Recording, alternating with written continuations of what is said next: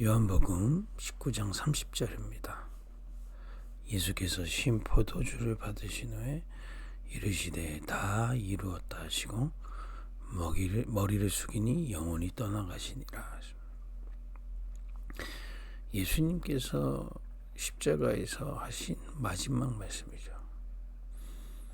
다 이루었다 그러셨습니다. 우리 그 사람들 간에도 이렇게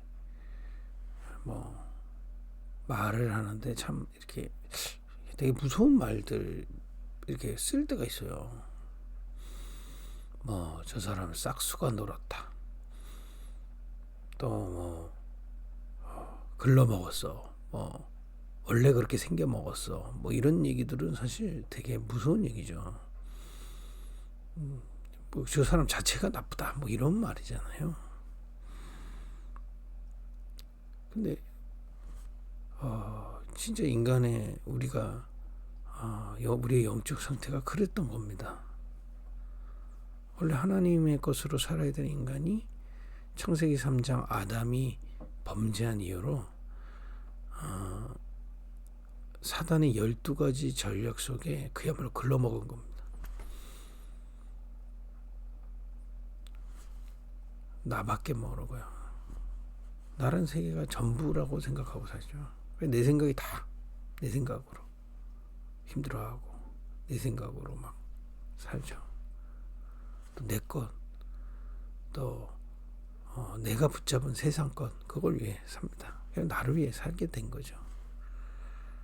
원래 하나님 것으로 살아야 되고 하나님 은혜로 살아야 되는 인간이 하나님 딱 떠나고 나니까 나밖에 없어요. 그걸로 결국 한계 오니까 우상 섬기고 귀신 섬기고 사단 섬깁니다. 네피림. 근데 그거 갖고 행복하면 그냥 살면 되는데 우리는 하나님의 형상을 지었기 때문에 영혼에 고통받게 돼 있어요. 그래서 정신 마음이 자꾸 시달린단 말이에요. 그 시달린 상태로 삶을 사니 육신 자꾸 지치고 병들고요. 삶은 삶대로 보람이 없습니다. 열심히 살지만. 그래서 보람을 찾으려고 이렇게 저렇게 관계를 맺고 이게 여러 하지만 결국 관계도 안 되게 돼 있어요. 그런 일들이 평생을 두고 막 벌어지는 겁니다. 그걸 우리가 운명 그런 겁니다. 속된 말로 글러먹은 거예요. 또 그렇게 생겨먹은 겁니다. 사단의 12가지 전략 속에 갇히게 된 거죠. 여기서 빠져나올 길이 없습니다. 그 속에 갇혀있기 때문에. 인구 65명이 있지만 겉모습은 다 다르지만 어떤 사람은 이렇게 저렇게 본질은 다 똑같은 거예요. 사단의 성경은 그렇게 말합니다. 하나님을 떠나서 사단의 거짓말에 걸려서요. 요한복음 8장 44절 너희 아비 마귀 그래서 그 사단이 좀 12가지 전략 속에 갇혀 있는 거예요. 여기서 빠져나올 수 없기 때문에 하나님이 그리스도를 우리에게 보내주신 거예요. 그리고 말씀이요 빛이요 생명이신 하나님이신 그리스도가 세상 죄를 지고 가는 어린 양으로 십자가에 대신 이제 십자가에 달리신 겁니다. 오늘 그 읽었던 본문은 그 장면이에요. 이 하나님 떠나서 사단에게 속아서 온 운명 속에 걸쳐 있는 성경 그걸 보고 영적으로 사망된 거라고 되어 있거든. 이미 우리는 영적으로 죽었어요. 우리 존재가 하나님을 떠나서 영적으로 죽었단 말이에요. 이 죽음을 대신 갚아줘야 됩니다. 그 어린 양으로 십자가에서 대신 죽으신 겁니다. 본디오 빌라도 총독에게 고난을 받고 십자가에 죽었다고 우리가 사도신경에서 고백하잖아요. 이건 사실이라는 얘기입니다. 죄 없으신 그리고 완전한 하나님이신 그리스도가 어린 양으로 십자가에 달리신 겁니다. 그리고 그의 피로 피값으로 우리를 대속하셨다. 죽어있는 우리의 죽음의 값을 치르셨다는 겁니다. 친히. 그래서 하나님 만나러 길을 열어주시고 사단에서 해방될 수 있게 해주시고, 그죠? 운명에서 해방시키신 겁니다. 글러먹은 우리를 스스로 바꿀 수 없다니까요. 스스로 바꿀 수 있다고 생각하는 게 종교입니다. 안 바뀌어요. 그래서 그리스도께서 제 대신 죽으심으로 거기서 해방시키신 겁니다. 그리고 그리스도께서 3일 만에 부활하심으로 우리는 새로운 존재가 되세요. 내 스스로 또는 종교로, 내 노력으로는 나를 바꿀 수 없다니까요. 그리스도로 말미암아 그리스도 안에서 새로운 피조물이 된 겁니다. 고린도후서 5장 17절에. 이전 것은 지나갔으니 보라 새 것이 되었다.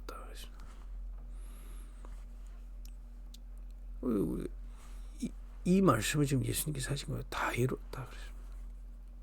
이제 우리는 완전히 새로운 피조물이 된 겁니다.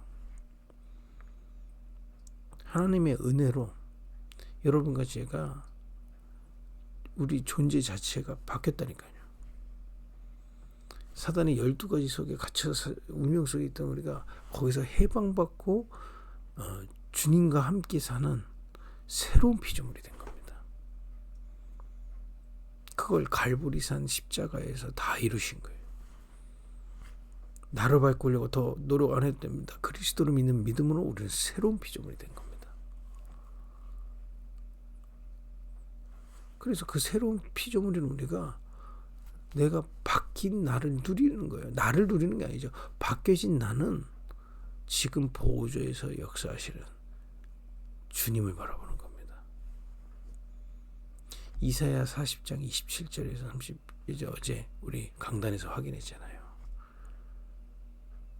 사단의 12가지 전략으로 사는 게 아니라 오직 여호와를 앙망할 수 있어요.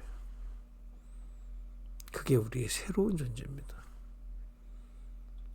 분명히 여호와를 앙망할 때 주님은 우리에게 역사하십니다. 함께 하시고 우리를 인도하시고 권능 주시겠다고 하신 그 주님이 우리의 영혼과 마음 생각 역사하세요. 이 아침에도 우리가 여호와를 앙망하는 겁니다. 새로 태어난 그리스도 안에서 새로 태어난 피조물로 이제는 여호와를 앙망하는 자가 된 겁니다. 주인이 바뀌었다 이 말이에요. 이 아침 자체가 이 아침에 여러분을 저를 이 아침에 깨우셔서 말씀을 듣게 하시고 그 여호와를 앙망하게 하시는 것 자체가 우리를 새 부대로 세워가시는 줄 믿으시기 바랍니다. 어느 정도나 여러분들이 처한 어떤 상황과 환경 속에서도 여호와를 앙망하는 거예요. 왜냐? 그 구원받은 우리는 절대 주권 속에 있기 때문에 여러분이 처한 그 상황, 환경, 현장 속에 분명히 주님의 계획을 가지고 계십니다. 어제 우리 말씀 확인했잖아요. 마리아가 그거 캐치한 겁니다. 내 때가 이르지 아니했다. 내 때가 남았다는 얘기입니다. 그죠? 절대 주권 가지신 주님이 어떤 상황과 어떤 환경과 어떤 현장 속에 우리를 두었을 때는 하나님의 분명한 계획을 가지고 계십니다. 그 증거가요, 우리가 새로운 피조물이 됐잖아요. 그리스도 안에서. 그 증거 가지고 서 있는 겁니다. 그리고 머리 굴릴 거 없어요. 옛날처럼 사단이 12가지 발에서 내가 막 몸부림치는 게 아닙니다. 여호와를 앙망하는 겁니다. 이 속에서 주님은 함께하고 계시고 인도하시고 권능으로 역사하십니다.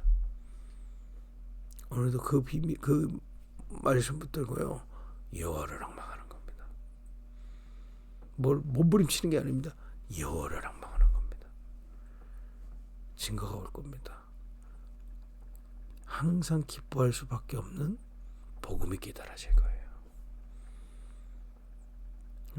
우리가요, 이전에 사단이 12가지 전략 때는요, 내가 몸부림치면서 하기 때문에 절대 행복할 수 없어요. 수고하고 무거운 짐이었단 말이에요.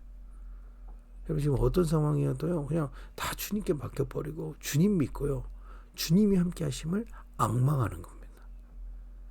내가 막 여호와를 움직이려고 하면 힘들어요. 여호와를 앙망하는 거예요. 그 모습 그대로 지금 전 상황 속에서 나는 그리스도 안에서 새로운 피조물이 됐기 때문에 여호와를 앙망하는 겁니다. 하나님이 나를 향해 계획을 가지시고 인도하시고 구원하신 주님이 정확하게 함께 하시고 인도하시고 역사하심을 믿고 주를 바라보는 겁니다.